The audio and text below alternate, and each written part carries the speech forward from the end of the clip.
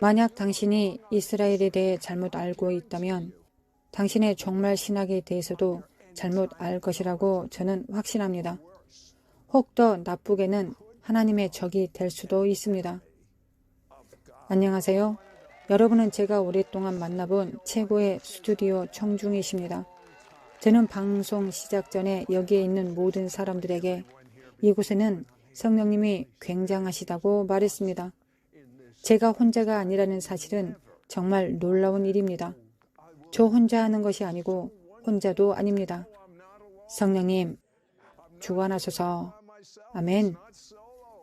한 저명한 세계 전도자가 저의 소책자인 전도의 신비한 법칙을 읽었습니다. 그는 인도적 지원의 가치를 보았습니다. 그러나 그는 큰 그림을 놓쳤습니다.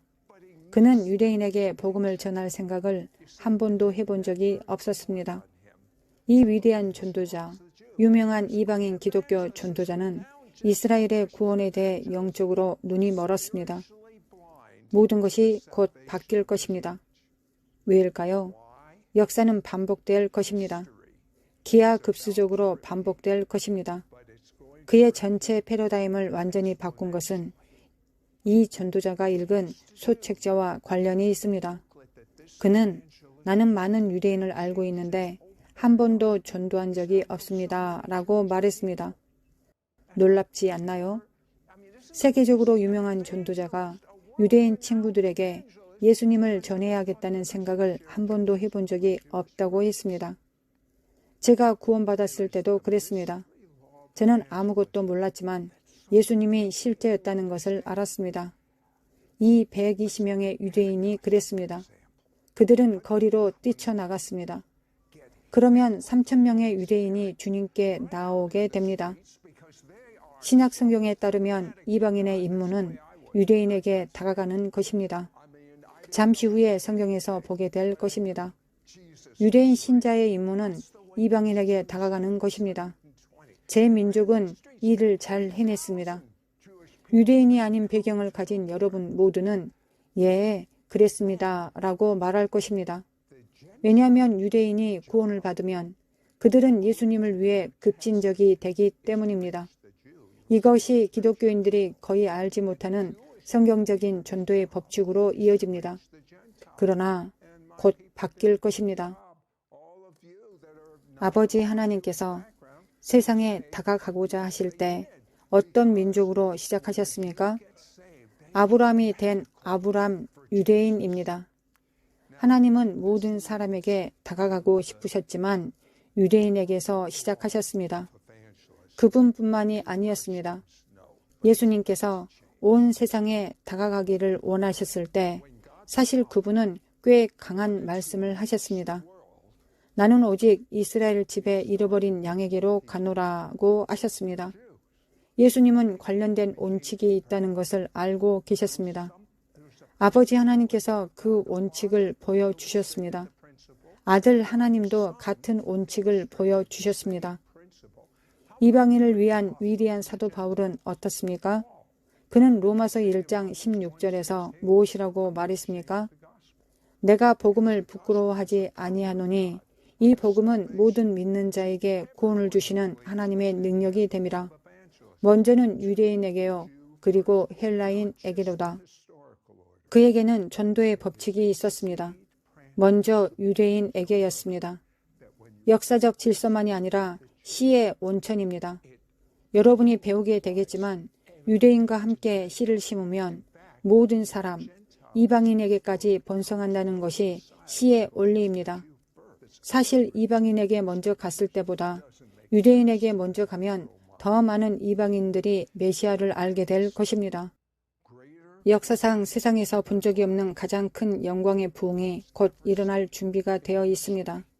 저는 그것이 가나 혼인잔치에서 묘사된 것이라고 믿습니다. 예수님이 초자연적으로 물을 포도주로 바꾸신 곳을 기억하십니까? 요한복음 2장 10절에서 당신은 지금까지 가장 좋은 포도주를 두었다라고 말합니다. 이 더 큰 영광의 부흥은 이제까지 어떤 세대에서 본 것보다 더 큰 것입니다. 얼마나 대단한 일이 될지 짐작조차 할 수 없습니다. 학개 2장 9절이 이에 대해 말하고 있습니다. 이 성전의 나중 영광이 이전 영광보다 크리라. 그렇다면 첫 번째 집은 무엇이었습니까? 유대 성전입니다. 나중 집은 무엇입니까? 우리 몸이 성령님의 전입니다. 아시다시피 영광을 보고 느끼려면 물리적 성전에 가야 했습니다. 그러나 우리가 이 더 큰 영광을 가지고 어디로든 갈 수 있습니다. 이 성전의 나중 영광이 이전 영광보다 크리라. 만군의 여호와의 말이니라. 더 큰 영광의 움직임이 온 이스라엘이 구원받는 데서 정점에 달할 것입니다. 실제로 예수님께서 나는 유대인들이 바룩하바 베셈 아도나이 찬송하리로다 주의 이름으로 오시는 이여 할 때까지 돌아오지 않을 것이다 라고 말씀하셨습니다. 많은 사람들이 육적인 부르심과 영적인 부르심을 혼동하고 있습니다. 유대인에게는 세상에 없는 육적인 부르심이 있고 이방인에게는 세상에 없는 육적인 부르심이 있습니다. 그러나 성령 안에서 우리는 모두 아브라함의 육적 또는 영적 씨입니다. 성령 안에 있는 모든 약속은 모든 신자를 위한 것입니다. 그런데 육적 유대인을 위한 특정하고 뚜렷한 약속이 있습니다. 여러분이 그것을 이해하는 것이 중요하다고 생각합니다. 그 전에 질문이 하나 있습니다. 예수님을 모르고 죽은 당신의 유대인 친구는 어떻게 됩니까? 하나님께서는 그것을 분명히 하셨습니다. 랍비 유대교에서는 선한 유대인이면 천국에 간다고 말합니다. 그러나 하나님은 그렇지 않다고 하십니다. 레위기 17장 11절에서 말씀하십니다. 육체의 생명은 피에 있음이라. 내가 이 피를 너희에게 주어 제단에 뿌려 너희의 생명을 위하여 속죄하게 하였나니 생명이 피에 있으므로 피가 죄를 속하느니라. 레위기에서 성전에서 동물을 희생 제물로 삼아 하나님께 제사를 드려야 한다고 말합니다. 서기 70년에 성전은 사라졌습니다. 그것은 파괴되었습니다. 그러므로 우리 유대인이나 이방인은 성전에서 동물 제물로 속죄할 수 없습니다. 사도행전 4장 12절에서 베드로가 이를 확정합니다. 다른 이로서는 구원을 받을 수 없나니 천하 사람 중에 구원을 받을 만한 다른 이름을 우리에게 주신 일이 없음이라 하였더라. 이스라엘의 구원으로 인해 바울과 하나님의 마음이 상했습니다. 우리는 악마의 최선의 행동을 보았습니다. 이제는 하나님의 차례입니다. 갑자기 모세와 바울에게 있던 영광이, 더 큰 영광이 다시 한번 이방 세계를 복음화할 수천 명의 이스라엘 젊은이들에게 나타날 것입니다. 이제 은사주의 운동이 끝난 후 유대인의 개방을 이해해야 합니다. 추가하자면 거의 이방인의 개방은 마르기 시작했습니다. 특히 유대인과 모든 사람에게 다가가는 성경적이고 가장 좋은 방법은 복음과 함께 초자연적으로 하나님의 나라를 증거하는 것입니다. 저는 신자들에게 초자연적인 것을 위한 마음과 일반 전도를 위한 마음을 주었습니다. 이제 하나님의 마음은 이스라엘을 향하고 있습니다. 이제 새로운 시즌이 시작될 것입니다. 더 많은 것을 할 때입니다. 더 큰 영광을 누릴 때입니다. 더 큰 일을 할 때입니다. 이것은 제 말이 아니고 하나님의 말씀입니다. 저는 유대 성서로 이사야 49장 14절부터 16절까지 읽어보겠습니다. 그러나 시온이 이르기를 아도나이 여호와께서 나를 버리셨고 여호와께서 나를 잊으셨다 하였느니라. 그리고 하나님이 말씀하십니다. 여인이 어찌 그 젖먹는 자식을 잊겠으며 자기 태에서 난 자식을 긍휼히 여기지 아니하겠느냐. 혹시 이들은 잊을지라도 나는 너를 잊지 아니하리라. 이것이 바로 유대 민족입니다. 하나님께서 말씀하십니다. 내가 너를 잊지 아니하리라. 내가 너를 내 손바닥에 새겼다. 새겼다라는 단어에 주목하십시오. 문신이 아니라 새긴다는 것은 절개를 의미합니다. 하나님께서 친히 말씀하십니다. 이는 내가 나에게 얼마나 특별한 존재인가. 내가 너를 내 손바닥에 새겼다. 너는 항상 내 앞에 있다. 이방인의 사도 바울은 이방인 신자들이 거의 알지 못하는 이방인의 부르심을 언급했습니다. 로마서 11장 11절입니다. 그러므로 내가 말하노니 그들이 넘어지기까지 실족하였느냐? 그럴 수 없느니라. 그들이 넘어짐으로 구원이 이방인에게 이르러 이스라엘로 시기나게 함이니라.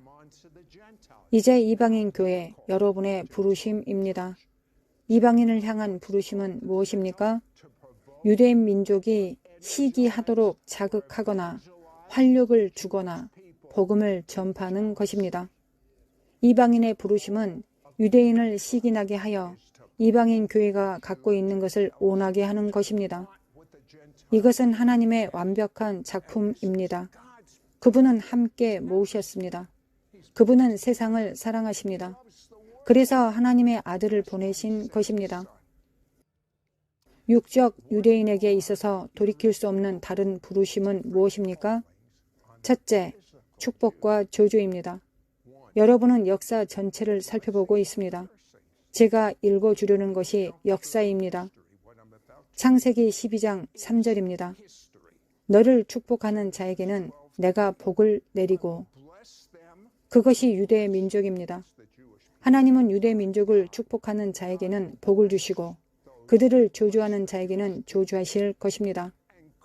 그분은 세상을 심판하시기 위해 유대 민족을 사용하십니다.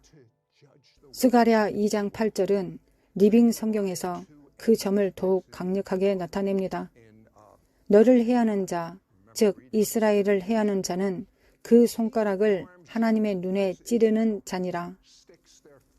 그것은 진지한 일입니다. 아시다시피 반유대주의가 현재 세계적으로 최고조에 달해 있습니다. 미국 의회 의원들은 노골적인 반유대주의자, 반유대주의적입니다. 믿기 어렵습니다. 우리는 눈앞에서 상황이 너무 빨리 변하는 것을 보았습니다. 둘째, 하나님의 말씀에 따르면 유대인은 결코 멸망할 수 없습니다.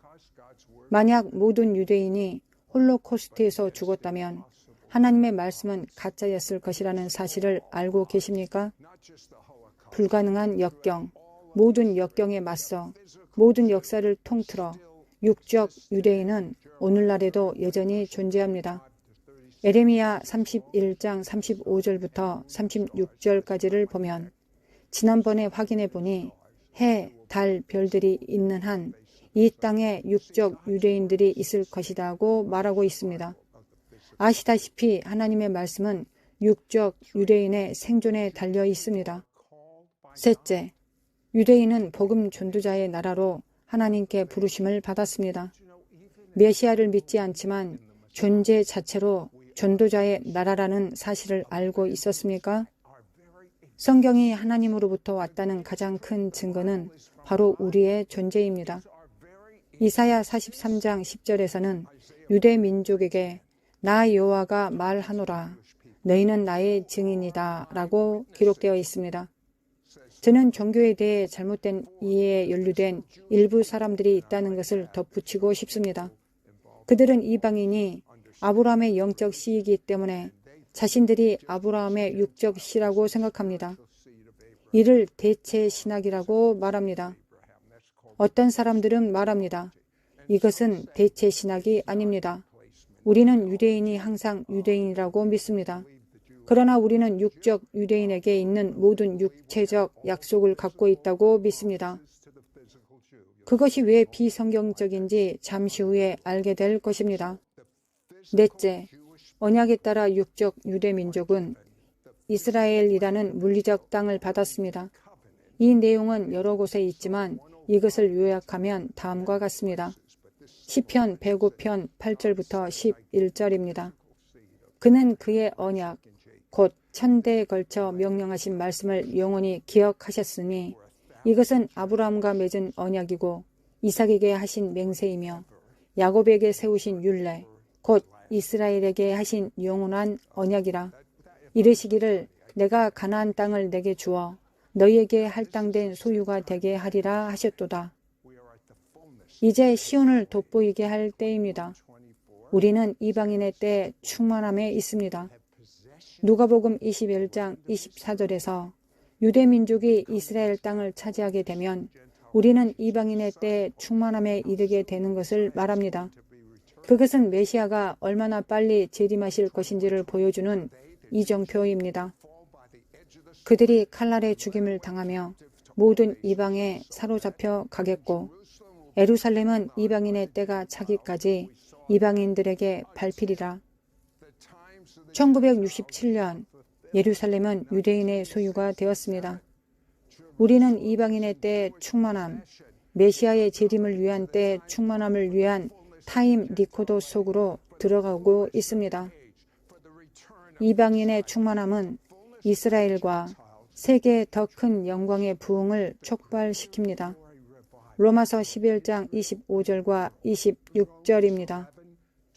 형제들아, 너희가 스스로 지혜 있다 하면서 이 신비를 너희가 모르기를 내가 원하지 아니하노니, 이 신비는 이방인의 충만한 수가 들어오기까지 이스라엘의 덜어는 우둔하게 된 것이라. 그리하여 온 이스라엘이 구원을 받으리라. 기록된 바 구원자가 시온에서 오사 야곱에게서 경건하지 않는 것을 돌이키시겠고, 복음에 대한 유대인의 눈에서 나오는 완악함이 지금 이 땅에 강타하고 있는 더 큰 영광과 함께 제거될 것입니다. 이것이 세상에 무엇을 의미합니까? 유대인들이 메시아를 찾아올까요? 그것이 의미하는 바는 다음과 같습니다. 로마서 11장 12절과 15절입니다.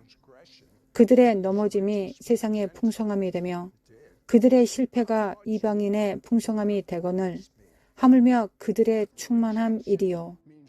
그들을 버리는 것이 세상의 화목이 되거든 그 받아들이는 것이 죽은 자 가운데서 살아나는 것이 아니면 무엇이리요? 죽은 자가 살아나려면 무엇이 필요한지 아십니까? 부활의 능력, 영광입니다. 유대인들이 주님께로 나아오는 것을 보면 그것은 영광이 임했다는 뜻입니다. 또 한 번 세상을 향해 나아가는 유대인 전도자들의 등장이 있을 것입니다. 스가랴 8장 23절입니다. 만군의 여호와가 이같이 말하노라. 그날에는 말이 다른 이방 백성 10명이 유다 사람 하나의 옷자락을 잡을 것이라. 곧 잡고 말하기를 하나님이 너희와 함께 하심을 들었나니 우리가 너희와 함께 가려 하노라 하리라 하시니라.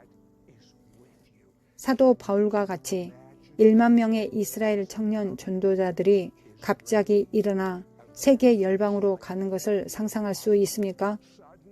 그것이 우리 앞에 놓여 있는 일입니다. 저는 여러분에게 이 질문을 드리고 싶습니다. 여러분은 예수님에 대한 경험적 지식을 갖고 있습니까?